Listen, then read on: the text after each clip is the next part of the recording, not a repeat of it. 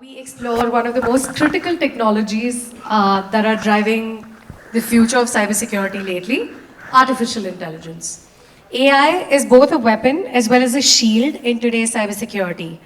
The question is, how can we leverage it for proactive prevention itself?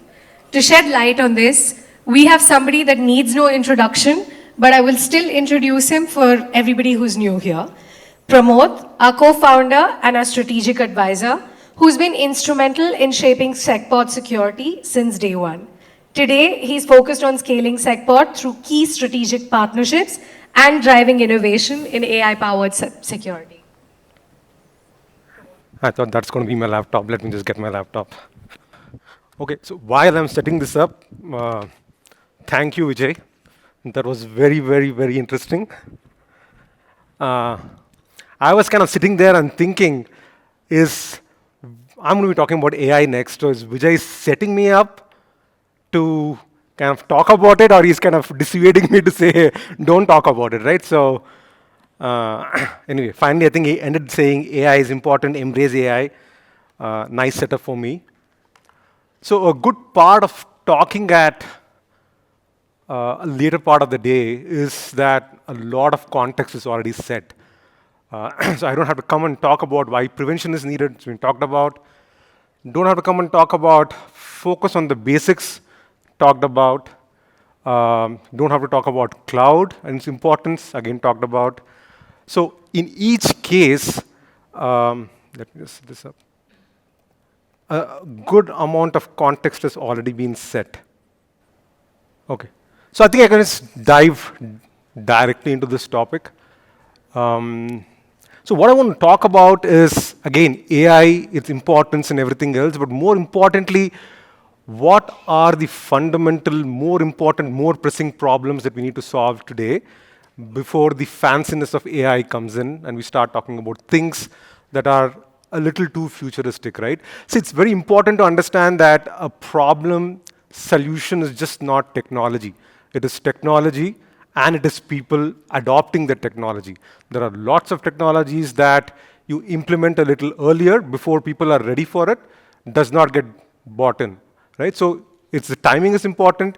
You also have to understand what are the problems that people are asking today, because one of the most fundamental questions that I get asked every time I go meet anyone, right, be it customers, be it partners, is what is your AI story? What is your AI strategy? And so today I'm going to talk about a few of these things, not able to cover everything. So we'll look at AI more from a prevention focus, that's the theme, and looking at what are the problems that are important to solve first in this space before we look at other things. And again, a lot of context setup, a lot of nicely basics kind of done before I can come and present here. So I'll just quickly talk about some background. There was a talk before this. It was supposed to be about basics of AI. That's not being done, so I've just covered 2 slides. Look at what AI is, what are the different things that we have, and then jump into what kind of problems can be solved through AI, or what are the things that at SecPod we are thinking. So AI and ML, right, kind of we mix and use both words, is not new, right? ML has been there for quite some time. AI has been evolving for quite some time.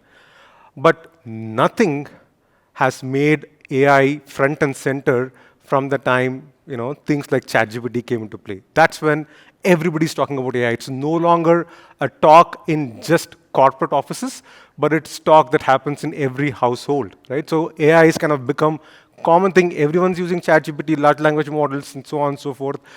And that has kind of brought AI center to all conversations. Now, when we talk about AI, most people kind of start always thinking about generative AI, because that's kind of what made this whole thing famous and kind of brought to the center. But ML has been around, right? Machine learning techniques have been around. And when any product company implements ML or AI, it's just not Gen AI. It's just not LLMs that solve these problems, but there are several other techniques. I mean, you heard one of the techniques that Preeti showed as part of the demo, which is anomaly detection, right? So there are these broad categories, right? I'm not going to go into the subcategories.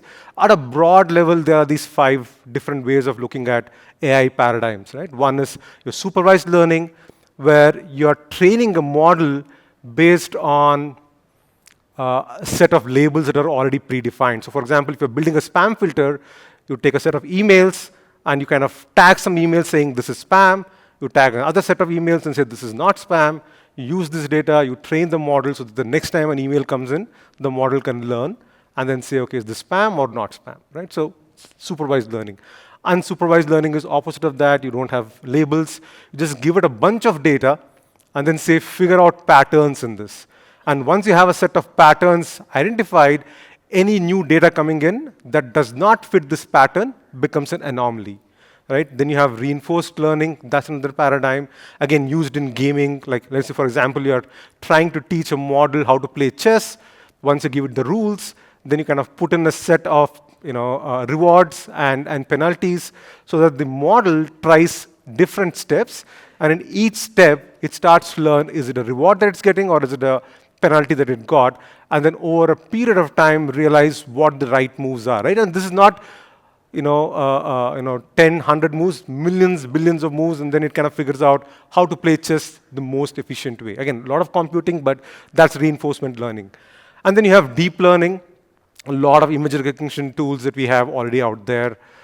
Search for a cat, and then you get all the cat photographs, right? So there's deep learning. And then, of course, the most talked about this Gen AI, which is basically trying to generate new content based on content that it's already learned from, right? So it's actually generating new things. So LLM is one part of it, which is basically text generation. Of course, you have ChatGPT. I mean, you have co-pilots for your code generation. You have image generation that Chandra showed in the morning. You have video, so on and so forth, right? So this is a quick, high-level overview of all different ML AI paradigms. And when a company says that we want to implement AI in our product, we are looking at one or more of these or all of these, and just not the Gen AI part. Right? Again, based on its capabilities, you can also split AI in different ways. One is augmented AI, Vijay talked about that. AI that actually complements human intelligence. It's not trying to replace, but it's trying to help you. Your Copilot, most of you who use Copilot, you're kind of using that Copilot to help you code better. You have cognitive AI, AI that tries to mimic human beings. I mean, it's not an exact human being as such, but it's trying to mimic human being. A lot of your ChatGPT conversations are kind of in that cognitive space. And of course, moving towards what everybody's talking about is agentic AI, where it is just not helping you, just not giving you information, but also trying to solve problems for you, take action on behalf of you, right? and of course, there's a whole future, right, if you're interested in. So, I mean, still, you don't know what part of it is fiction, what part of it is going to be real. There is artificial general intelligence where machines will become as smart as humans. You have artificial super intelligence where machines will become smarter than humans. Of course, we talked about quantum AI, right? Quantum computing coming in, solving a lot of these complex computational problems so that things that we think today is not possible can be made possible. And of course, self-conscious, right? If you kind of watch sci-fi movies, you know AI, which is attained consciousness. It can start thinking on itself, can start, become sentient that way, right? So these are all different ways in which you can look at AI, again, from how it interacts, how independent it is of a human being. The point I want to make here is that while there are different types of AI and different technologies or different things being talked about, what is real today, what is needed today. And today, bulk of the work has to happen in the augmented AI space. I mean, we talked about automation being an enemy of a CISO, right? So a CISO who's thinking that I don't want to let automation come into play, because I have 2 reasons, right? One is, of course, the problem that Vijay talked about. If automation goes wrong, what next? But more importantly, where is the ownership? The ownership is not on the machine. The ownership is with the human being. The accountability is with the human being. So the human being wants to be has to be in control, so that you cannot go and blame saying that that AI did the mistake, it's not my fault. So that's where augmented AI is where bulk of the work has to happen today, which is real. Of course, there are other things that we can talk about, including machines becoming sentient, but real problem, real use cases, real issues in the industry is where we're going to talk about is in the augmented AI space. Right? So what are the current challenges? And I've put these challenges, again, based on conversations that I've had with customers, with partners. A lot of people coming and telling me, this is something which is the biggest problem that I have, right? So let me just start with the first problem, which is the vulnerability overload. And the way I'm looking at this, and the reason I'm talking about these things are just to kind of say, here are some of the focus areas for AI to make a difference, right? Some of it is already there. There is still a lot of work to be done. But these are some of the core areas where AI has to make an impact, and these are real use cases that are problems that exist today. Right, so let's start with vulnerability overload. Again, a lot of people have talked about it already. Anybody I talk to, if I ask them what is the number one problem that you have as a CISO, it is vulnerability overload, right? There's enough and more of vulnerabilities that are being caught. Of course, there are still issues with visibility. Of course, there are still issues with shadow IT and all this stuff, but within what is visible, there is so much of vulnerabilities being generated that organizations are not able to handle that, right? And that kind of becomes a number one problem that people have, and this is across organizations, across people.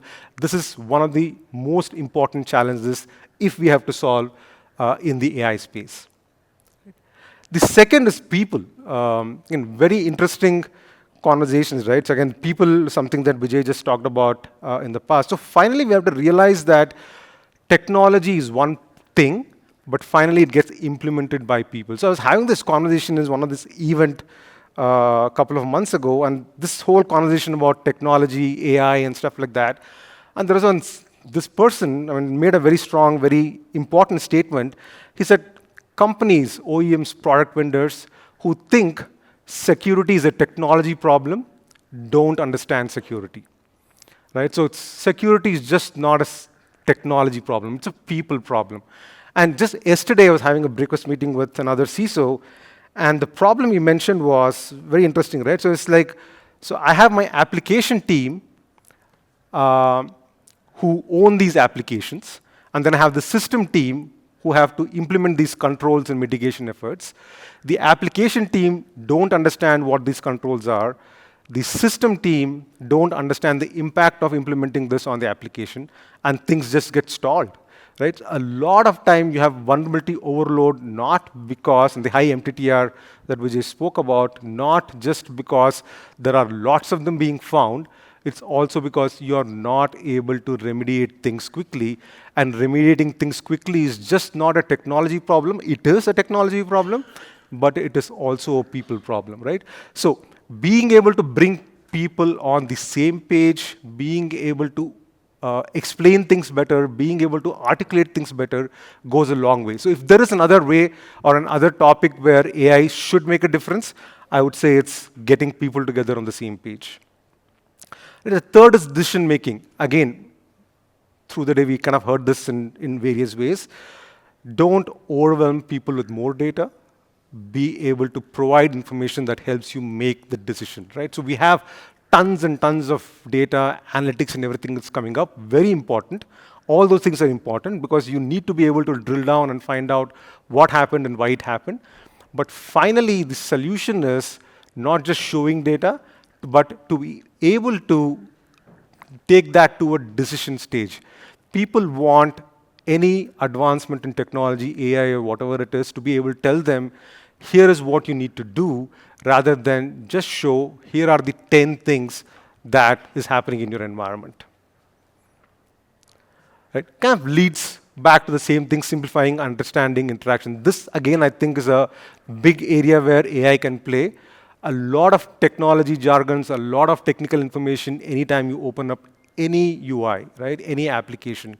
So instead of being able to tell people, understand all these things, if we are able to explain it better, if we are able to articulate it better, if we are able to simplify jargons to simple English, I think that would again go a long way, right? That will go again a long way, not just for security professionals, but that will also go a long way for users, right? And also the way we interact with these systems. Very important to kind of start saying that, okay, I'm not going to just open a UI and click in 10 different places, but can I interact as simply as the way we interact with ChatGPT? And there's a wonderful demo that Preeti showed in terms of how you can interact with a system like what we've built in SecPod, right? So many of these things, again, important. As I'm saying, these are important. These are areas that at SecPod we've also started working on, right? And you need AI now to react quicker, again, zero-day, other vulnerabilities that people talked about. There is a set of things that we can do with the existing tools. There are things that you can do a lot better if you implement AI, if you start looking at AI in these spaces also. And finally, AI not as an independent thing, but something that integrates into your existing environment, existing framework. Because if you don't do that, again, the problem is not about just having one more piece of software out there, one more set of features out there. It's finally being able to get people to adopt, people to use AI or anything else that you kind of build. So I want to just double click on one aspect here, which is the vulnerability overload, and give a few ideas in terms of what are the challenges and what kind of solutions can be implemented in this space from an AI perspective, right? The first and simplest and the most important is risk prioritization. Again, it was brought up in the topic before.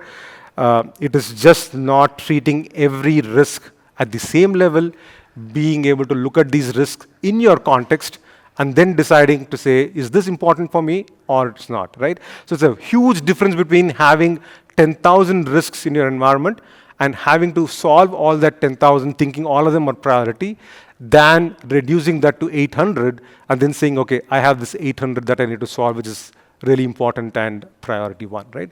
So that itself kind of cuts down a huge mindset change, right? From 10,000 to 800 is a huge number, huge difference.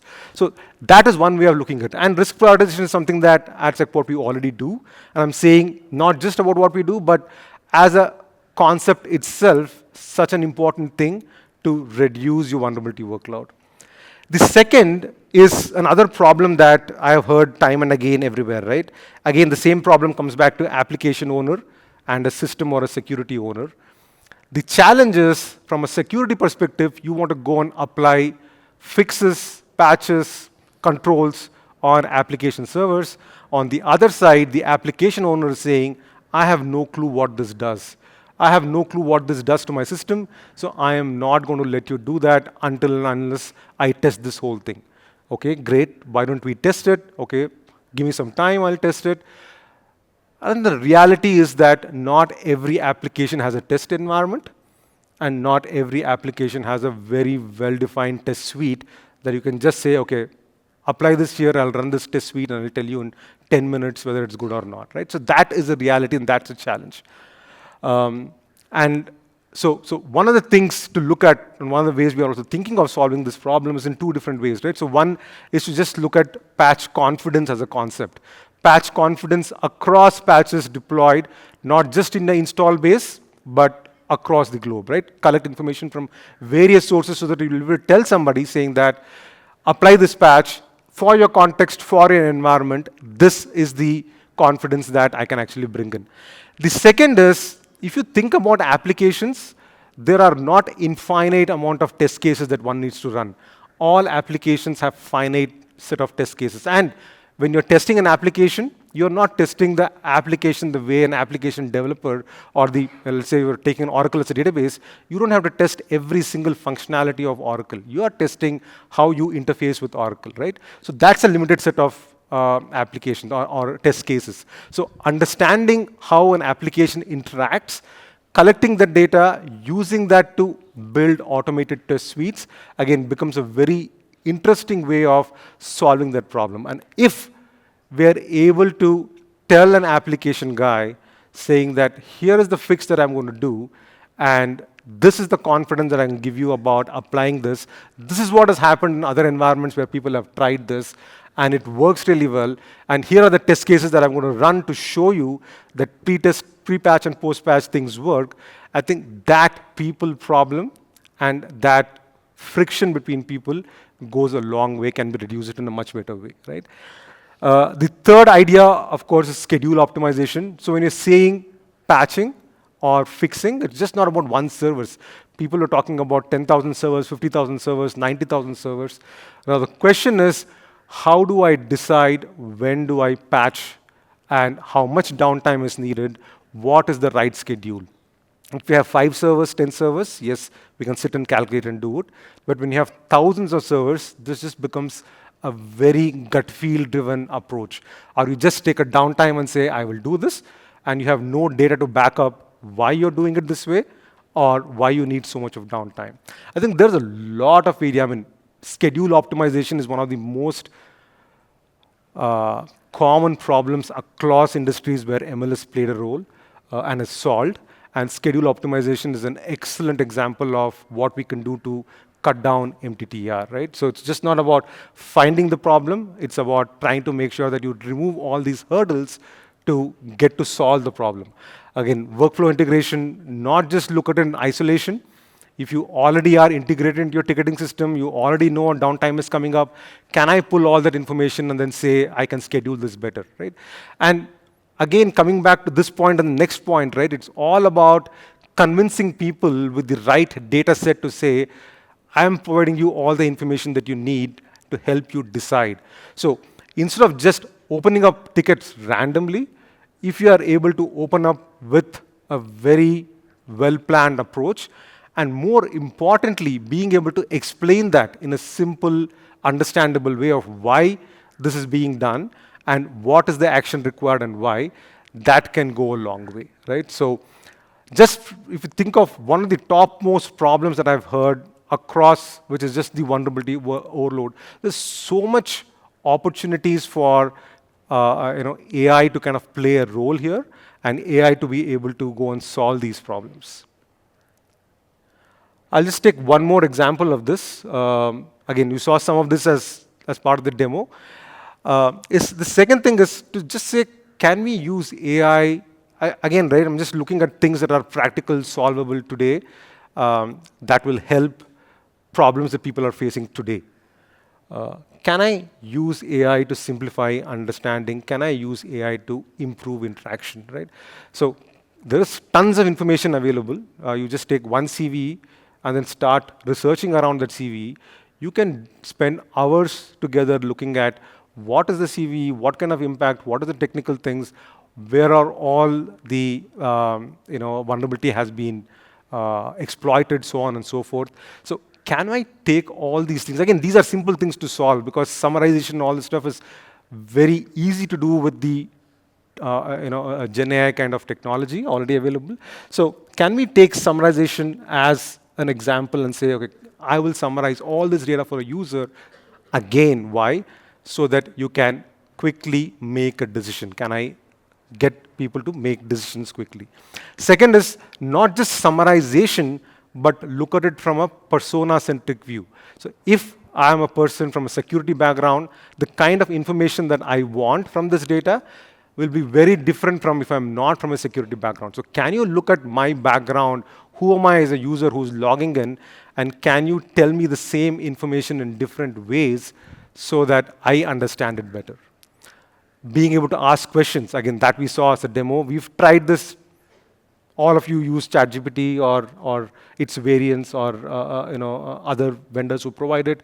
And we know how easy it is once you're able to interact with something and ask questions, and that gives you meaningful answers, right? Setting goals. Again, why should it just be related to interacting and identifying information? It can also go to the next level where you can start setting goals to say, I want to do this. Can you give me a plan to do this? I want to remediate a specific issue or zero-day vulnerabilities in the next 48 hours. Can you tell me if I can do it or not? And if I can do it, what is the way that I can do it, right? So a system that has so much of information behind it can go and analyze and come back to you with a plan to say, okay, here is what you can do. Or even things like, I want to be PCI compliant? Can you just help me how to be PCI compliant on all these specific machines, right? What are the controls that I need to set to be able to actually go and do it to the next level, to say, go ahead and do it, right? And all these recommendations, not a generic model that gives the same thing for everyone, irrespective of who's asking, but contextualized to their environment, right? So these are, again, simple, very powerful, and problems that are relevant for today, right? And again, there are a lot more things that you can do, right? So I'm just going to kind of quickly go through this slide. There are a lot more things that you can do. I mean, AI is already being used internally to improve our productivity to generate code. It can do the same thing for customers too. If there's a zero-day vulnerability, and if there's a description of this vulnerability, it can also generate a playbook for you to say how you're supposed to do it. It can also write automation for you to say, create these scripts to say how you can go and actually patch it, right? So there are several other things that can be done, from information aggregation, dependency and relationship mapping across these servers. There's so many different use cases.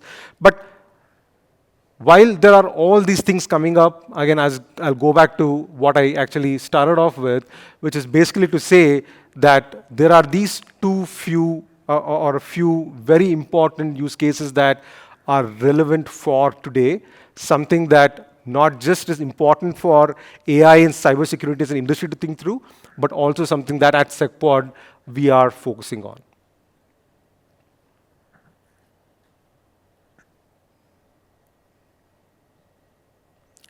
So just to summarize, again, not to kind of belabor the point, again, the next topic is also on AI, but AI surely can add value, right? And this is a question that, as I said before, a lot of our customers and partners ask, what is your AI story? Of course, we have an AI story. It is important. It is something that has to be adopted by not just companies that are building products, but by everyone. But the important question is, how do you differentiate AI from what is real, what is important, what is solving a true problem for me today, from AI that is just nice to talk, that is fancier, might not be solving some real problem, right?